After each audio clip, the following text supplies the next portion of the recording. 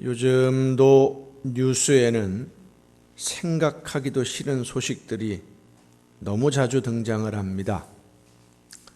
아들을 보게 해달라는 이혼한 남편을 죽이고 그 시신을 훼손한 사건도 있고, 10대인 4명이 친구 하나를 너무 많이 때려서 제발 좀 병원에 가서 치료받게 해달라고 사정하는 것까지도 무시하고 때리다가 죽으니까 그대로 두고 도망갔다가 붙잡힌 그런 이야기들, 또 며칠 전에는 조현병을 앓던 사람이 고속도로를 역주행하다가 마주오던 차량과 충돌을 해서 결혼을 눈앞에 둔 예비 신부가 사망을 했다라고 하는 뉴스가 있어서 많은 사람들을 안타깝게 했는데, 이 예비 신부의 친모가 30년 만에 나타났습니다. 태어난 지 4개월 만에 집을 나가서 가출을 해서 이혼을 하고 한 번도 얼굴을 보러 오지도 않았던, 장례식장에도 오지 않았던 친모라고 하는 사람이 나타났는데, 나타난 이유가 보험금을 자기가 가져가겠다는 겁니다. 사망보험금 이런 것들을. 이 예비 신부는 태어나자마자 어머니가 가출하는 바람에 고모네 집에서 성장을 했습니다.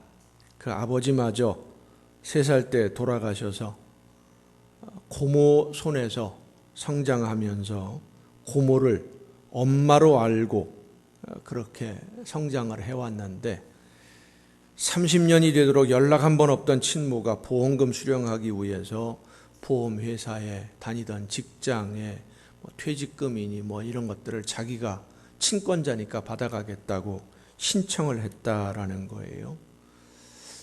나하고는 상관이 없는 얘기인데 분통이 터져요. 화가 나고 속이 상하고 나도 모르는 사이에 욕이 나옵니다. 사람이 어떻게 그럴 수가 있을까? 상관이 없는 사람이 들어도 그렇게 화가 나는데, 아픔을 직접 당해야 하는 당사자들의 마음은 어떻겠습니까? 가해자들을 사형에 처한다면 그 아픔이 사라질까요? 오늘 이 사회의 법은 가해자를 처벌하는 것을 위주로 법이 집행되고 있습니다.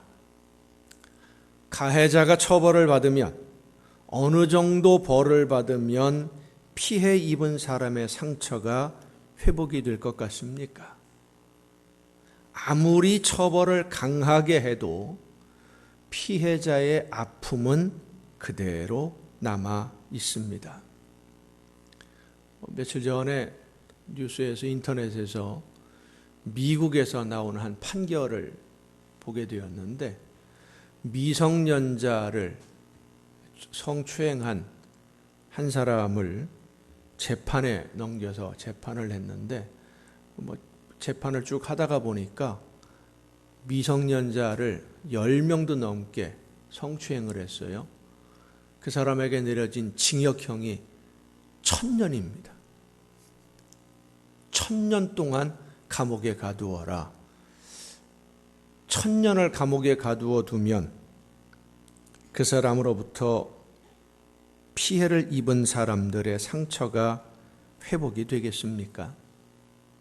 그 상처는 그대로 있습니다.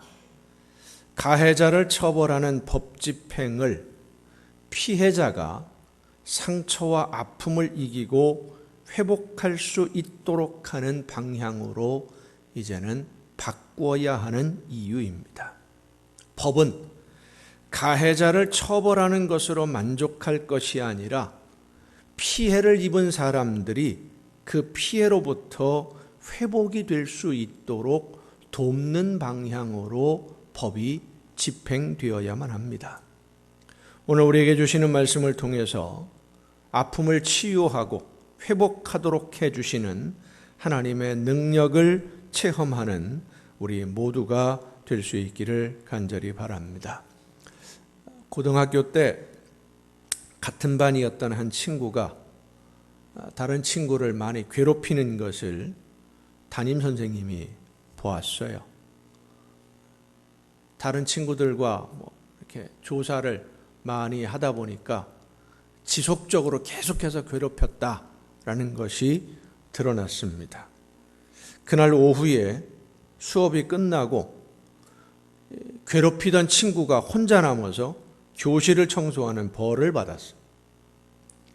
괴롭힘을 당하던 친구 또 다른 모든 학생들이 다 집에 가고 이제 이 친구 혼자 남아서 청소를 하는 모습을 보면서 그런 생각을 했습니다. 제가 혼자서 청소를 하면 괴롭힘 당하던 친구의 그 아픔은 없어질까? 안 당했던 것처럼, 괴롭힘을 당하지 않았던 것처럼 완전히 회복이 될까? 괴롭힘을 당하던 친구가 그날 청소 당번도 아니고 그날 청소 당번이었던 엉뚱한 친구들만 청소를 면제받고 즐겁게 집에 가는 모습을 보면서 피해를 입었던 이 친구는 마음이 편해질까? 아마도 불편했을 겁니다. 가해자가 벌을 받아서 힘들어하면 피해를 입은 사람의 상처가 회복이 되고 그 피해가 회복되는 것이 아닙니다. 1974년도에 캐나다에 있는 한 작은 마을에서 그 당시에 고등학생이었던 남학생 2명이 밤새도록 그 마을을 돌아다니면서 난장판을 만들었어요. 빈 집에는 들어가서 집안을 다 어지럽혀 놓고 물건들을 다 꺼내서 쌓아놓기도 하고 때려 부시기도 하고 주차되어 있는 차의 타이어는 펑크를 내기도 하고 찢어버리기도 하고 해안가에 있는 마을인데 보트들을 다 끌어올려서 길 위에 끌어올리는 바람에 바닥에 구멍이 뚫리기도 하고 망가지게 만들기도 하고 집안에 있던 강아지들을 다 풀어놔가지고 다 나가 돌아다니게 만들고 온 마을을 쑥대밭을 만드는 거예요. 그 다음 날 경찰에게 이 두 학생이 잡혔는데 재판을 받는 동안 아직 미성년자니까 보호관찰관의 감시를 받으면서 집에 있어라 라고 하는 벌을 받게 되었는데 보호관찰관들이 이 학생들을 보호하고 감시하고 데리고 있다가 법원에 특별한 보고서를 냈습니다. 이 학생들이 법적인 처벌을 받는다면 학교에서는 퇴학당하고 소년교도소로 보내질 것인데 그러면 피해자들의 피해는 어떻게 보상을 받을 수 있겠습니까? 가해자들이 교도소에 가서 수용돼 있는 것으로 죄값을 다 치루었다고 생각한다면 피해자들은 피해로 그대로 남아 있을 것이고 이 학생들도 죄값을 치루었으니 부끄러울 것 없이 당당하게 출소하게 될 것입니다.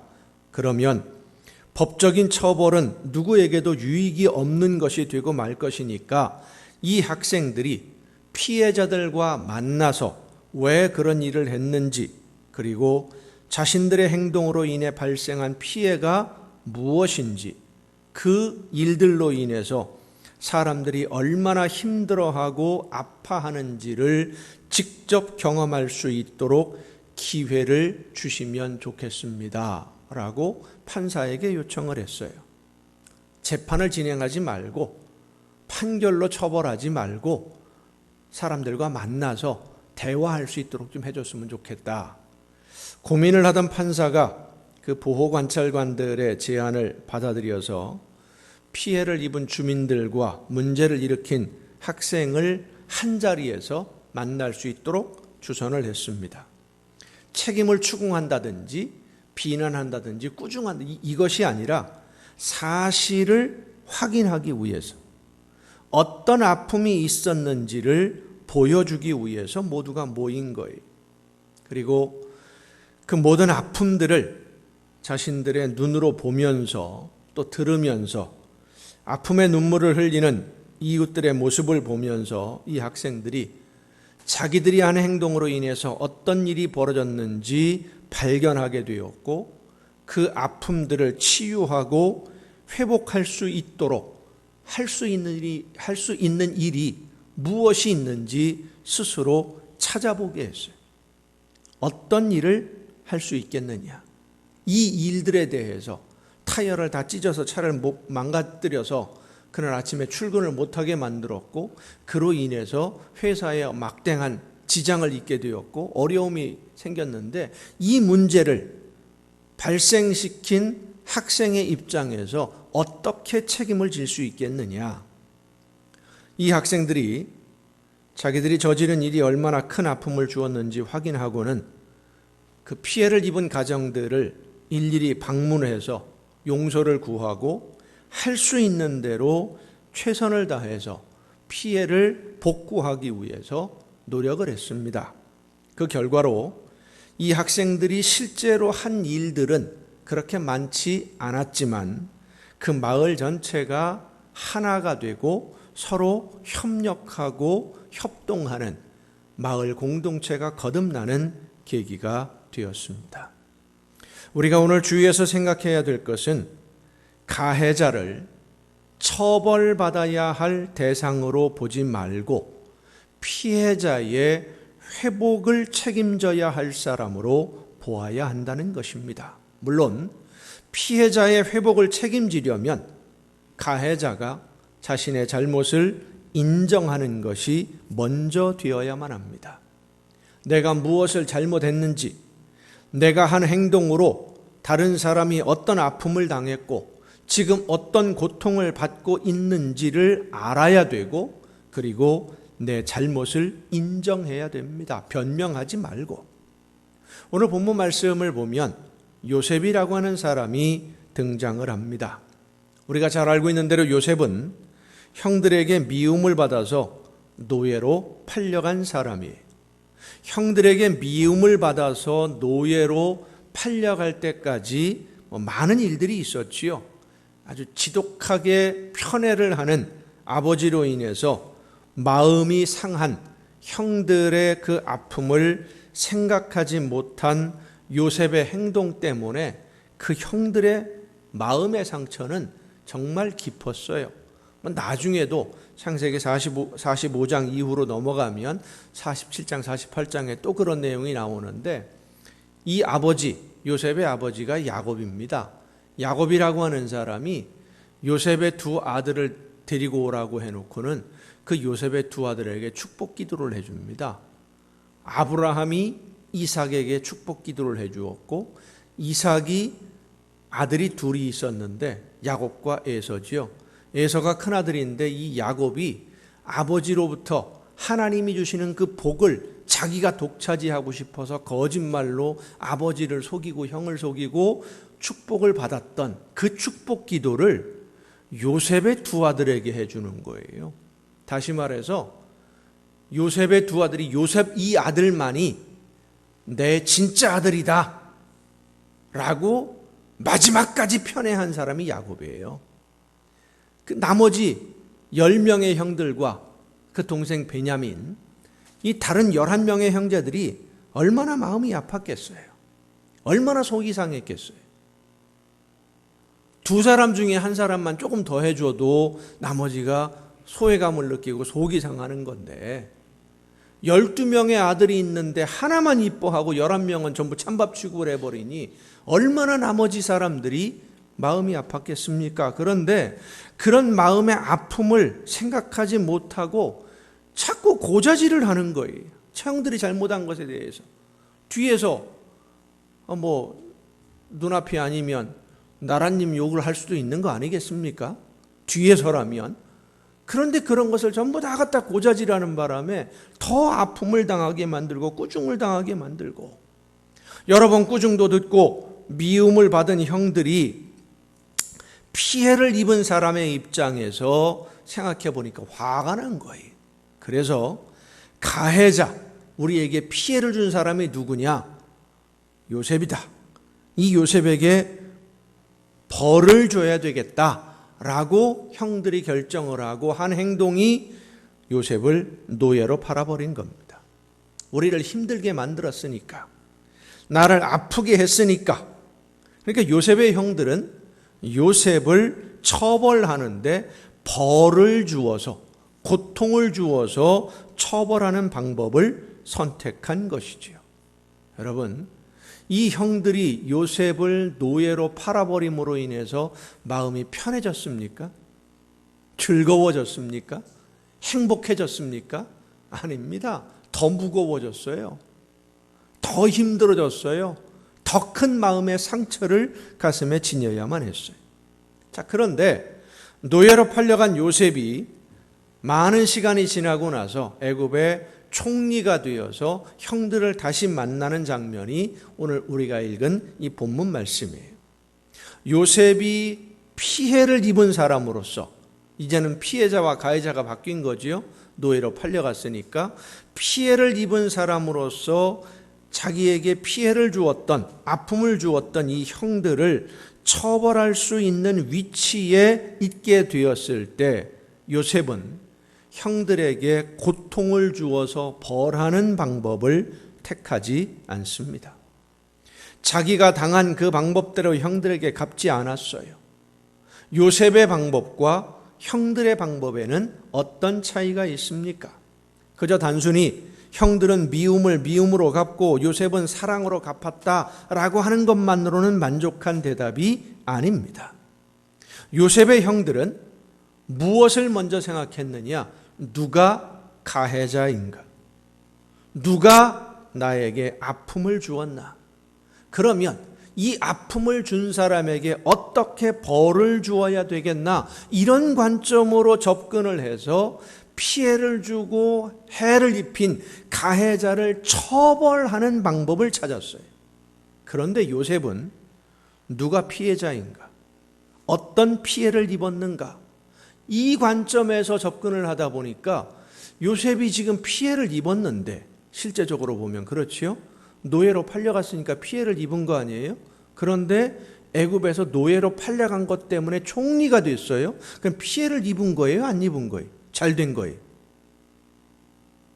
형들이 요셉을 노예로 팔지 않았으면 요셉이 애굽에서 총리가 될 수 있었겠습니까? 아니잖아요. 그러면 형들은 나를 총리가 되도록 만들어주는 중요한 역할을 한 사람들이에요.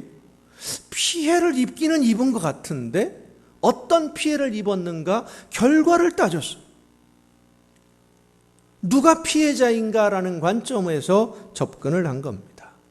그래서 형들은 요셉을 노예로 팔아서 우리가 받은 고통을 요셉도 당해야 한다라는 답을 얻었던 것인데, 요셉은 반대로 하나님이 형들을 통해 나를 이곳에 먼저 보내셔서 이 가뭄을 대비하도록 준비하도록 만들어주셨다라는 것을 깨달았어요.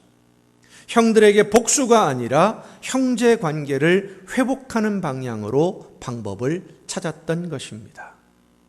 사랑하는 성도 여러분, 가해자가 처벌을 받는 것보다 더 중요한 것은 피해를 입은 사람이 그 아픔에서 벗어나도록 가해자가 책임을 지게 하는 것입니다.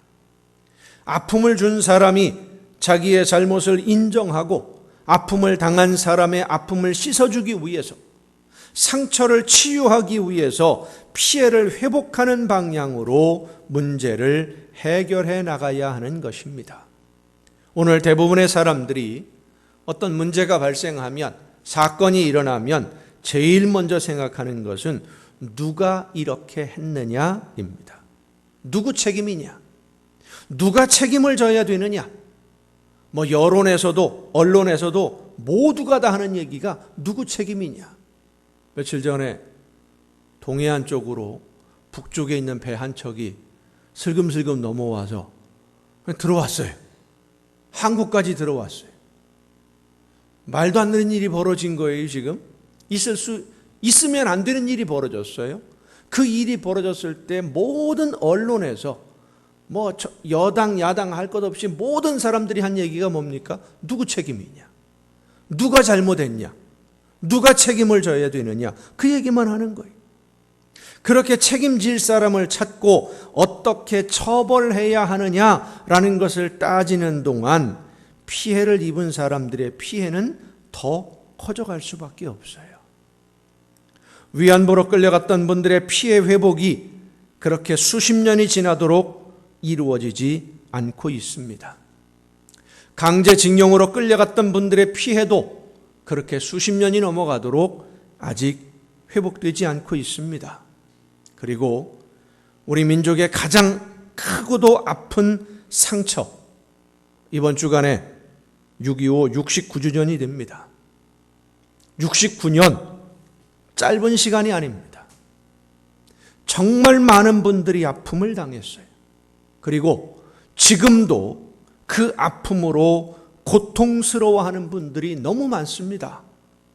헤어나올 수 없는, 잊고 싶어도 잊을 수 없는, 아니 잊었다고 생각을 했는데 누군가가 그 이야기를 꺼내기만 하면 가슴속에서 울컥하고 치밀어 오르는 그 아픔으로 인해서 견디지 못하는 분들이 오늘도 많아요. 너무 많아요. 이 비극의 역사 속에서 이루어진 수많은 일들로 인해서 누가 잘했느냐 잘못했느냐를 떠나서 그 후손들이 이유도 모르는 채 그 수많은 세월 동안 견디어야 했던 아픔들은 이루 말로 다 표현할 수 없습니다. 그런데 아직도 이 아픔이 해결이 안 되고 있는 것은 피해를 입고 고통을 견디어야 했던 분들의 아픔을 치유하고 회복하는 일에 관심을 가지고 집중한 것이 아니라 누구 책임이냐? 누가 잘못했느냐? 누구를 처벌해야 되느냐?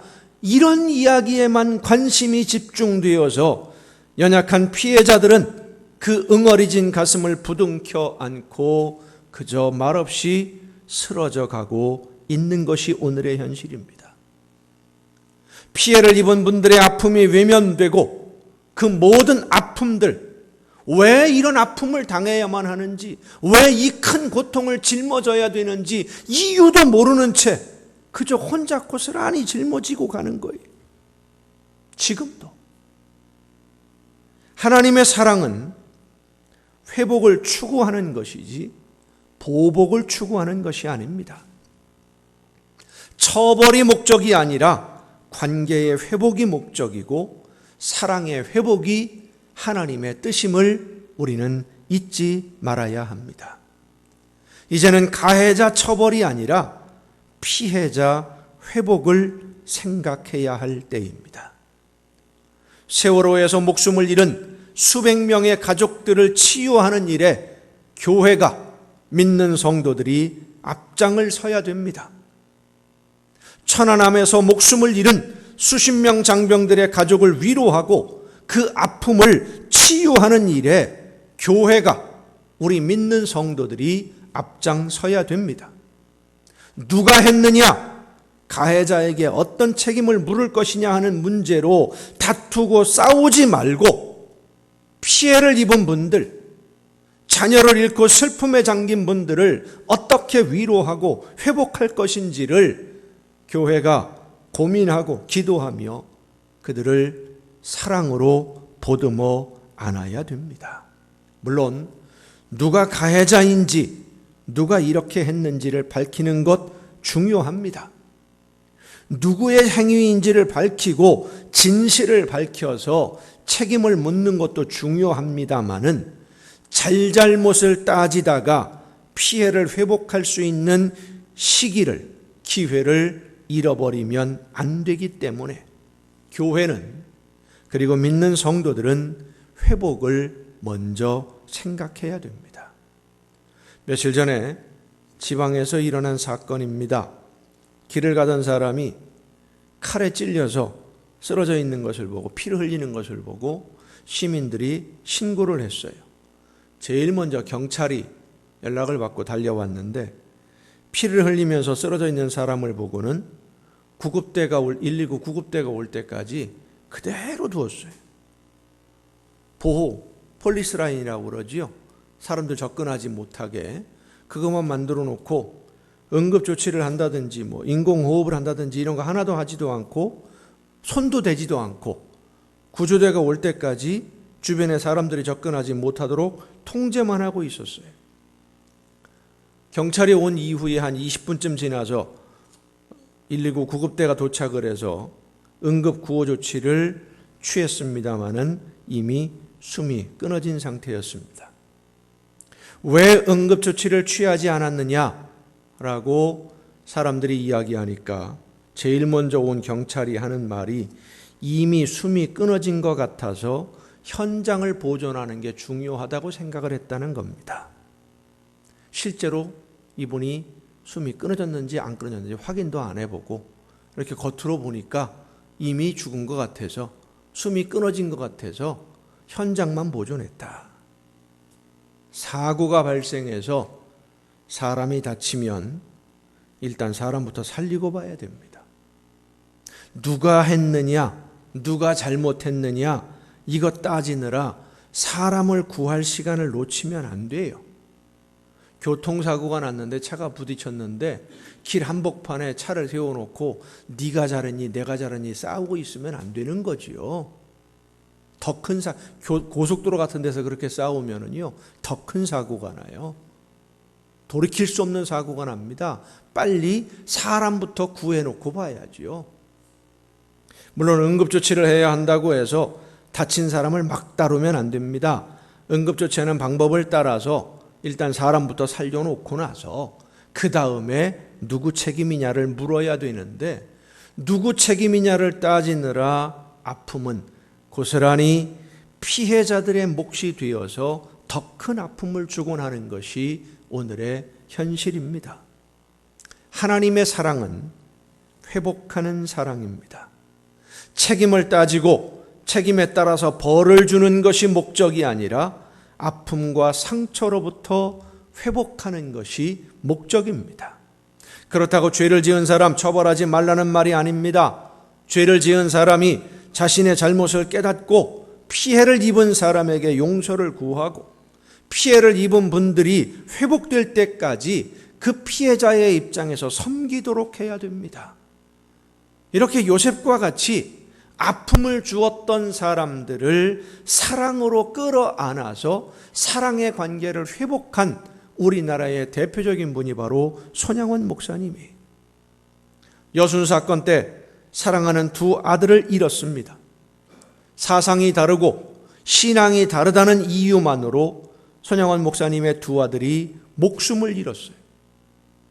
여순 사건이 진압이 되고 나서 아들을 죽음으로 몰고 간 주동자가 잡혀서 재판을 받고 있을 때 손 목사님이 재판부에 탄원서를 냈습니다.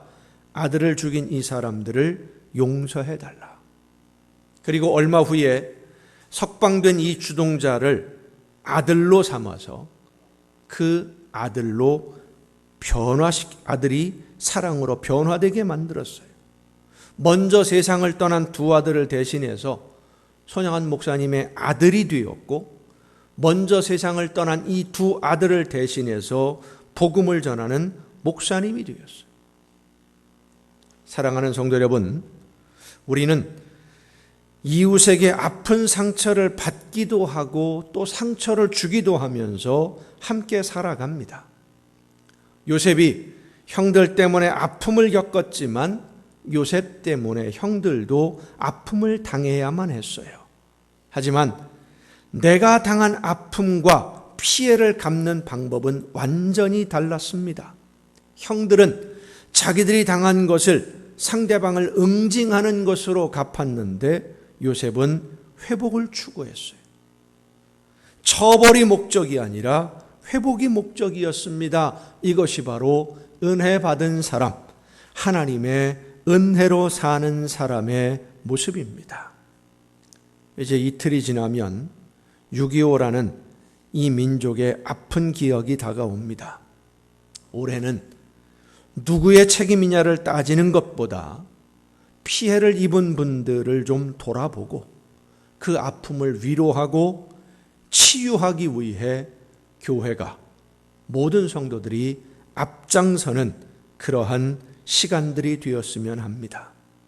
가해자를 찾는 일보다는, 책임을 따지는 일보다는 말없이 그 아픔을 견디어야 했던 우리의 이웃들, 아픔의 상처가 깊어지다 못해 두껍게 딱지가 앉았지만 그 아픔은 사라지지 않은 우리의 이웃을 예수님의 사랑으로 보듬어 안고 회복을 향해 모두가 함께 나아가는 기회로 삼는 우리 모두가 될 수 있기를 간절히 바랍니다.